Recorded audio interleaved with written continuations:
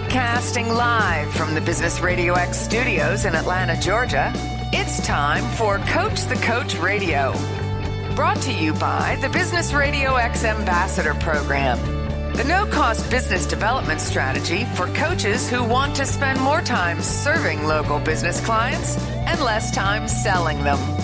Go to brxambassador.com to learn more. Now, here's your host. Lee Cantor here, another episode of Coach the Coach Radio, and this is going to be a good one. Today we have with us Carol Benson, who's a conscious business coach. Welcome, Carol. Hello, Lee. I'm happy to be here. Well, I'm excited to learn what you're up to. Tell us what it's like as a conscious business coach. Who do you serve and how do you do it? Well, I work with entrepreneurs. A lot of them are coaches. I do it with one-to-ones. I also do group programs. I do some mentoring.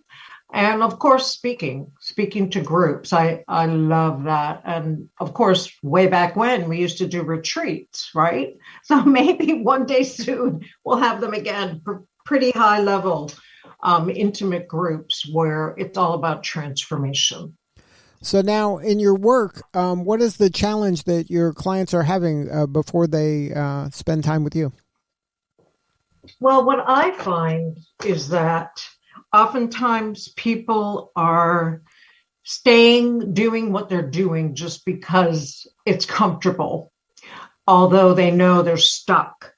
And many are in that survival, scramble, hustle and grind of making ends meet, constantly promoting to get clients, what's your cash flow, survival mode, if you will. And I find that there's a lot of anxiety about how do you change and make it easy to get unstuck and to be I'm all about joy. So how do you elevate your life with joy in all these hidden places that you might not pay attention to, which just puts you into flow and ease. And that's where the magic happens. It's not woo-woo, but it's really having clear intentions, getting on your purpose and allowing it to unfold with ease. So now when you say kind of getting into this flow state or finding your purpose and letting it kind of flow with ease, is it something that these people are doing kind of subconsciously, they're self-sabotaging, or is it just something they're not aware of, they didn't even know could be possible, and then you're kind of unlocking that for them? Oh, completely. I mean, so much has to do with mindset. That's the first place. And of course, if you are a coach, what do we all work with? Mindset. And I know so many coaches who are personal friends, colleagues, and I hear them sometimes. And I just have to, I always ask for permission. Can I reflect back to you what I just heard you say? And they're shocked. Because it is such a natural tendency to go into the negative based on your past experience. That's where our brain goes, if you understand brain science. So it's really becoming more aware of how can you focus your perceptions in a whole new direction. And that's what creates more flow and ease. Now, you said that people tend to go negative almost instinctively or maybe evolutionarily to keep us safe. Is it possible to eliminate that? Because part of that is for our own good, right? Is to keep us safe. That's right. Well, we as humans, we reference from past experience, right? Whatever it is, career, relationships, financial, your origins, who your mentors were. And we all have those experiences that didn't feel good. It was negative if you look at it, but there's a gift hidden. So if I always say, use the past to inform where you are right now and where you want to be. Because I do a process with people called Edit Your Life for Joy, and really looking at your entire life, even the bumps and those yucky things that created a lot of suffering and pain. And how do you look at it and find, well, if this didn't happen, I wouldn't be who I am today. So to see the gift, and that really shifts it all. So that becomes where your mind goes, as opposed to being tugged into the past negative experience that you had. Now, you use the word joy, and I'm sure that was on purpose. How do you kind of discern between joy and happiness? A lot of people are trying to maybe sell happiness pretty hard, but you seem to kind of gravitate to the word joy. So how do you separate the two? Well, I think oftentimes happiness is it is a destination. I'll be happy when I get X, when I achieve X, then I'll be happy. Joy is something that this internal sense of how you view the world. I say it's kind of like putting on your lenses of joy, those rose glasses. And it doesn't mean that you're going to be Pollyanna naive about what's going on. But if you look at something in a different way, you can access that joy. I don't know. I had this favorite aunt that I absolutely adored. And whenever I knew I was going to see her, my whole body just felt like, oh, this is bliss. And the reason was because of not only how I felt around her, but how she was so unconditional and just loving and supportive. And it gave me joy. So I used her as a reference for me. Oh, how do I feel with this connection or this relationship in business? Or do I really want to take on this client? If I'm feeling all stressed out and tense, that's not going to give me joy. So to go around what your question was, I know I'm taking a while to get to it. It's an internal sense that you can access. And there's joy everywhere. There's joy everywhere that we don't always, it could be in your environment. What does your office look like right now?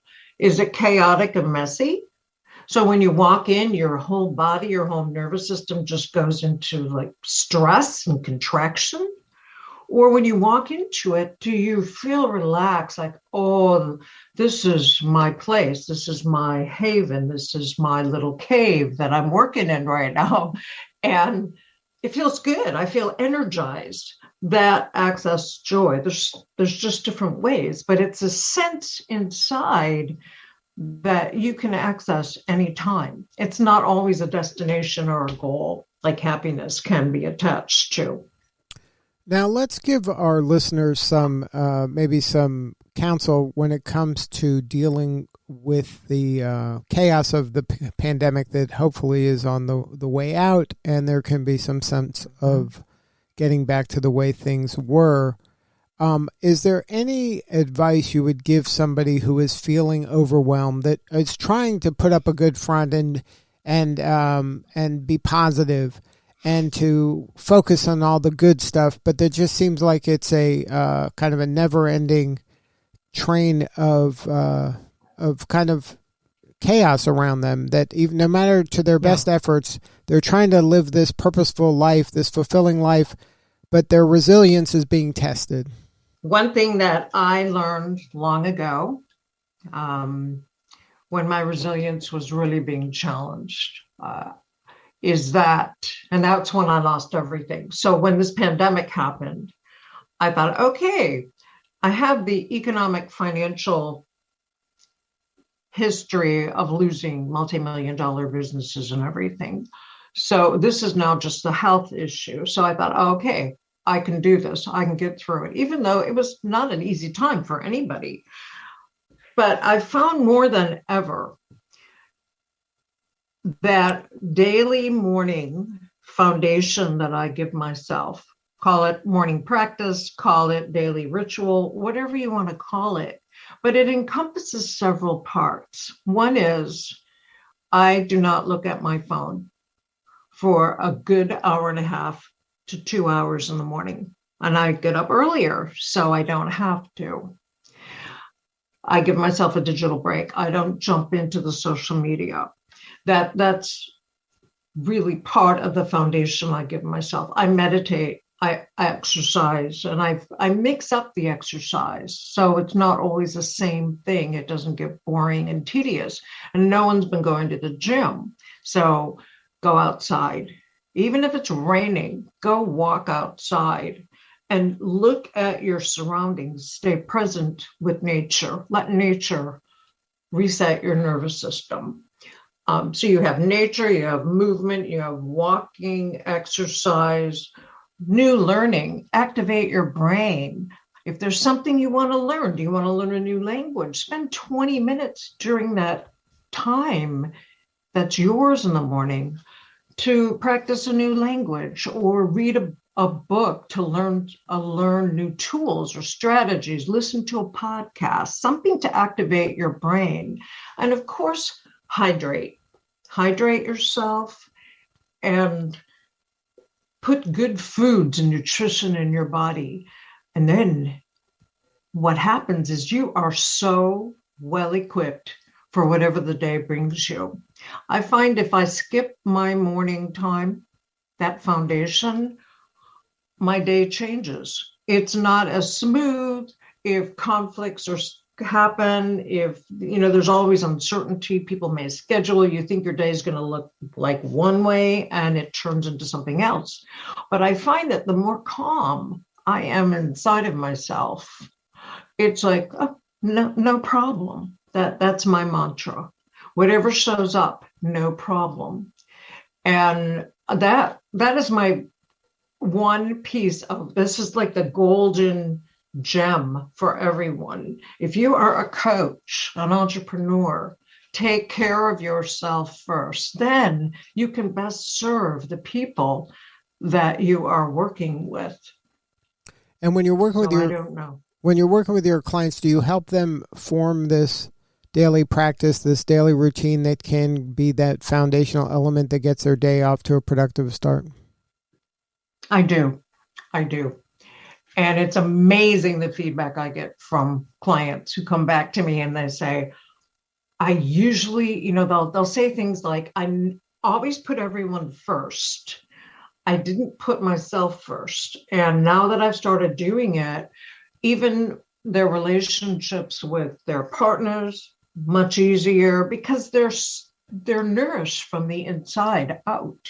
Then they have more to give and they're not getting depleted. And working as a coach, I'll give you a mindfulness tool that I realized about myself. Many of you who are out there may be highly intuitive and empathic. We feel the pain of others. And when we are working with clients, it can be draining. And I've had moments in my coaching life where I was so tired at the end of the day. And I realized it was because I was allowing my energy, that empathy, to deplete me. So I shifted it to compassion. And so it has that, using compassion for their experience and trying to understand why they respond the way they do, it neutralizes me losing my energy, and I'm much more present and available. So that's a quick little mindfulness tool that helps as well. Now, do you find that there's entrepreneurs out there that kind of lean into the chaos and almost kind of habitually create chaos, so that instead of scheduling their day or instead of having positive habits, they're kind of just winging everything every day, and every day is a new adventure. And then because of that, they're really not moving forward. They're moving, but it may not be moving forward towards their goals. Oh, I think that's probably the biggest roadblock to many coaches. They seek the problems, they look at it, but they're the ones scheduling themselves to be that way. I think that healthy habits, there's a really good book. It's called Atomic Habits by James Clear. I highly recommend this book because it gives you very specific ideas of how to add new habits to your day in terms of your schedule. If you want to add something new you've had a challenge with, and it makes a difference. And when you can see that there's very few things we can control in our life, but we can control our schedule. We can control our sleep schedule, what we put in our bodies, our exercise, who we want to hang out with, and the schedule of our day. So what I find is when you can control your schedule and you include downtimes for yourself, where you might take a 10-minute break and you go walk. Don't get sucked into social media. Schedule your social media check time. I usually do it in the afternoon. I might glance at it in the morning, but I try not to. And it's amazing how much more time I have at the end of the day. So when you can feed yourself and really care for your energy, you'll find that the chaos just brushes off of you. It just floats off. Okay, it's chaos, uncertainty. Cool. What's next? What's possible in this chaos? As opposed to, oh, my day is ruined. Look at what has happened. It's a very different approach. Now, can you share a story, maybe a before and after of working with a client? Obviously, don't name their names, but maybe share the challenge that they had and that how you were able to help them overcome it and get to a new level? Well, I'm going to think of the first client that just came in. I was working with a medical doctor who felt as if she was the only woman on her whole team. And she felt that and that's only significant because there seemed to be that old-fashioned good old boys club. Even in her profession, she was top of her game, speaking at conferences, the whole thing. But she felt contracted and stressed, like she wasn't satisfied anymore, even though she loved her profession. She had a lot of blame towards one of her parents for they could have done this when I was growing up. They should have done that. That blame mom and dad kind of mindset. And I asked her questions to really understand what was going on with her. And it turns out that she had a whole list of things of where she was not enough. Now, keep in mind, this is a highly educated person, top of her game, speaks at all the international conferences in her specialty area, and she still felt she was not enough. So I gave her exercise to do where just write down a whole list of I'm not enough and just list it all, whatever it is.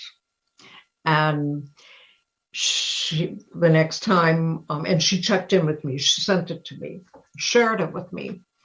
And our next session, we looked at it and I said, okay, I want you to decide what's really true. And out of a list of about 20 things, maybe there was 3 things that were true. The rest was all the stories she was telling herself.